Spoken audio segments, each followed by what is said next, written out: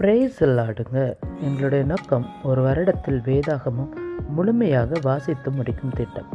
வேத வாசிப்பு பகுதி யாத்ராகமம் 4 முதல் யாத்ராகமம் 7 வரை.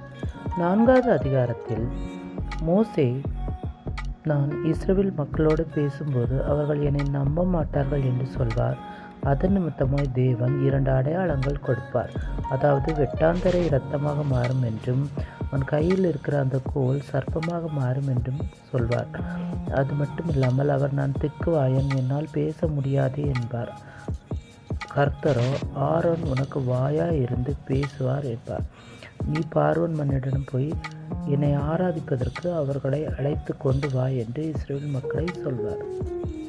5வது அதிகாரத்தில் இதன் நிமித்தமாய் அவர் இஸ்ரவேல் ஜனங்களை பார்க்கும்போது பார்வோன் அதிகமாக வேலை இன்னும் பழுது, அதாவது செங்கல் அறுப்பது, வைக்கோல் பிறக்குவது என்று அதிக வேலைகளை அவர்களுக்கு சுமப்பார்.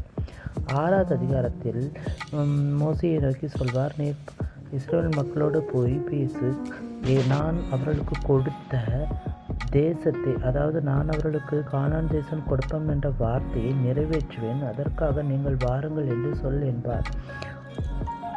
7வது அதிகாரத்தில் கர்த்தர் சொல்வார், நீ பார்வோனோடு பேசும்போது அவனுடைய இருதயம் மிகவும் கடினப்படும், அதன் நிமித்தமாய் அதிக அடையாளங்களை நான் காட்டுவேன், அதாவது நதி இரத்தமாக மாறும், அதன் நிமித்தமாய் மீன்கள் எல்லாம் செத்து போய் நாற்றம் அடிக்கும் என்று அந்த காரியங்களெல்லாம் அவருக்கு இன்னும் அதிகமாய் கொடுப்பார். இதன் நிமித்தமாய் நீங்கள் இன்னும் அதிகமான வேத பாடங்களை அறிந்து நாங்கள் கேட்கிற இந்த கேள்விகளுக்கு நீங்கள் பதில் சொல்வீர்கள் என்று நாங்கள் நம்புகிறோம். கர்த்தர் உங்களை அதிகமாக ஆசீர்வதித்து இதில் இன்னும் வளர உதவி செய்வார்.